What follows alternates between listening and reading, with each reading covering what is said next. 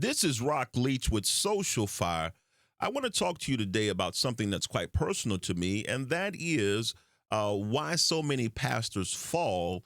And I want to expose you to the devil's playbook for celebrity preachers. I want to give you the whole playbook today. You don't want to miss this video.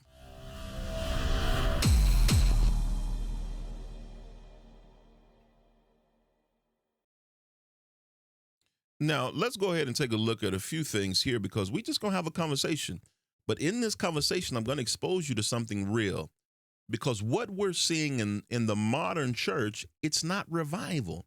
It's not always reformation. Sometimes it's deception in designer clothes.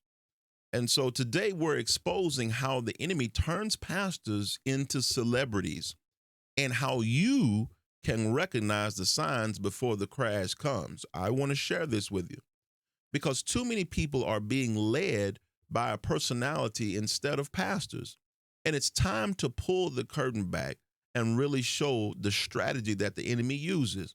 So let's go ahead and break down this strategy. So, number one, the entry point that the enemy uses is pride. Pride is the entry point. Proverbs 16 and 18 says, pride goes before destruction, and a haughty spirit before a fall. The devil knows this, and this is why the first thing he inflates is the pastor, is their ego. First thing he's going to inflate in the pastor is their ego. What starts off as a humble calling quickly turns into, did you see how many people were watching me? Did you hear how they shouted when I preached? You'll notice that they start saying my platform more than God's people. The other day, I did a video where I talked and shared about a pastor who was talking about his platform and another speaker who wanted to come to his platform. And he was talking about how great his platform was. I know from knowing this strategy of the enemy that it's already started there with his church. They start with my platform more than God's people. Watch for when leaders start glorifying their brand instead of Jesus. That's a red flag. The second thing I want to give you is flattery. That's the fuel of the flesh, for flesh. Here's the trap. The enemy sends flatterers, not followers. I need y'all to get that. Here, the one of the things about this is that the devil is going to send flatterers, not followers. You'll see folk who gonna praise every word that comes out the pastor's mouth, acting like they can do no wrong. But Proverbs 29 and 5 says, a man who flatters his neighbor spreads a net for his feet. It's a setup. You got to be careful about all these folk around the leader flattering him or her.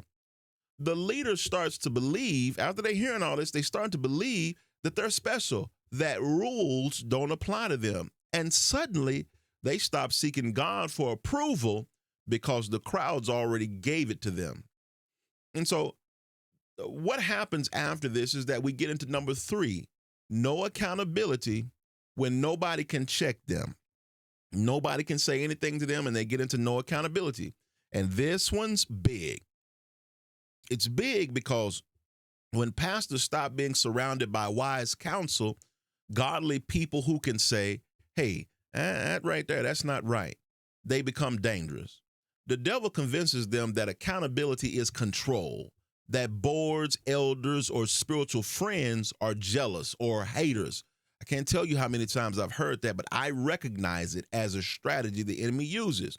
When you get a leader that say, well, I can't talk to everybody because folk get jealous. They be hating and stuff like that. No. You're out of control and you're running from accountability.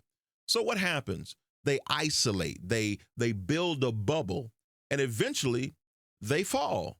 Hebrews 13 and 17 talks about spiritual authority, but also submission. If a pastor can lead everyone, but be led by no one, that's not spiritual. That's scary. Let's get into the next thing here, which is number 4, chasing the crowd, being addicted to the applause. Now, I can personally speak from this right here because I was at one point, and if you've watched my videos, I talked about being addicted to the applause, and God delivered me from it. When a pastor gets hooked on praise, it becomes about performance and not presence. They start preaching for emotional reactions, not biblical repentance. Galatians 1:10 says, "Am I now seeking the approval of man or of God?" You'll notice that when sermons are always motivational but never convicting, this is when this is happening. When you see it's all motivation all the time but never convicting, when the altar call becomes less frequent, but the merch drops are every month. I mean, you got to look at that kind of stuff when it starts getting into those different kind of things there. The next thing that I want to give you, we'll say, I believe we're at number 5, comparison and competition. That's his division plan.